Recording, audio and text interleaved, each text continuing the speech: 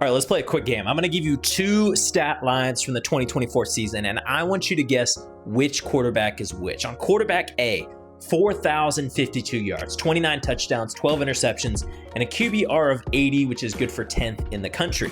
Now, quarterback B, slightly fewer passing yards, 3,485, 28 touchdowns, 12 picks, and a QBR that's slightly higher at 80.9, good for 8th in the country.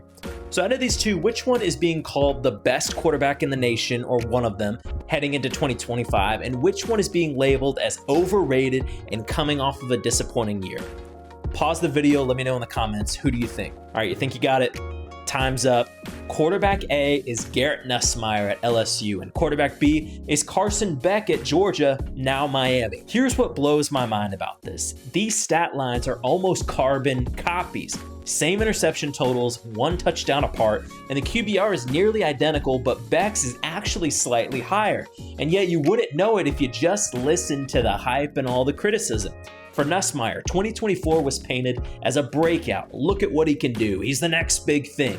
Best in the nation. One of the Heisman front runners this year. And for Carson Beck, the conversation was all about what he didn't do. He's not the guy. He regressed. He can't carry an offense. The difference isn't in the numbers, it is in the narrative. Here's how stories get built. Nussmeier stepped in after Jaden Daniels and kept LSU relevant on offense. They weren't supposed to be perfect, so every big play that they had was celebrated. Beck, meanwhile, had the weight of Georgia's back-to-back titles on his shoulders. The baseline expectation wasn't just win, it was dominate. So when Georgia's season didn't end in confetti, the hunt for a scapegoat started. And it started really throughout the entirety of the season. When the offense wasn't as sharp, Beck became an easy target. But here's the stat that nobody's talking about. Georgia led the SEC in dropped passes in 2024 with 36, more than any other team in the conference. Think about what that does to a quarterback's season. That's 36 plays that could have extended drives, added yards, scored points. And now all that's gone. It's third downs that turn into punts, red zone opportunities that vanish, and it changes the way that the public sees a quarterback's performance. And while those drops weren't the only reason that Georgia lost games, like the one against Notre Dame, they were an obvious, glaring one if you watch the games, but most people didn't talk about that. They just pointed the finger at Carson Beck. With college football, expectations are everything. If LSU goes 11-2 with Nussmeier's numbers, it's a success. If Georgia goes 11-2 with Beck's numbers, it's a failure. Why? Lofty expectations. LSU was chasing a strong season. Georgia last year was chasing history.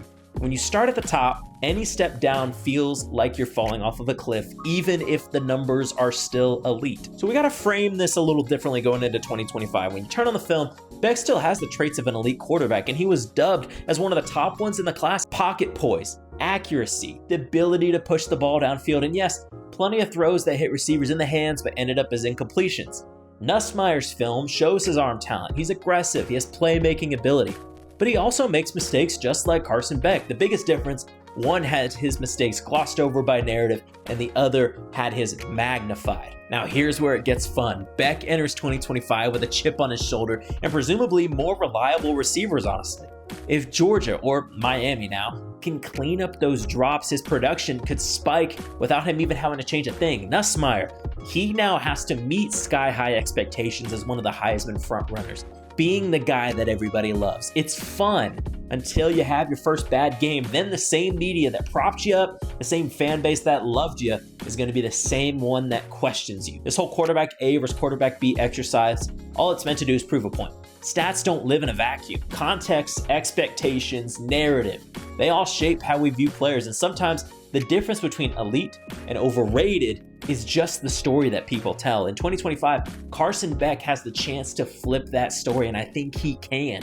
If he does, don't be surprised if Miami makes the college football playoff, and that the same voices that criticized him now start calling him one of the best in the country and a likely top 15 pick. It's funny how that works sometimes. So next time you hear the hype train or the hot takes, remember quarterback A and quarterback B. Sometimes the numbers tell you that they're the same guy. It's just the story that's a little bit different. If you like content like this, hit the like button and ring the bell. Stick around for more college football content. Peace.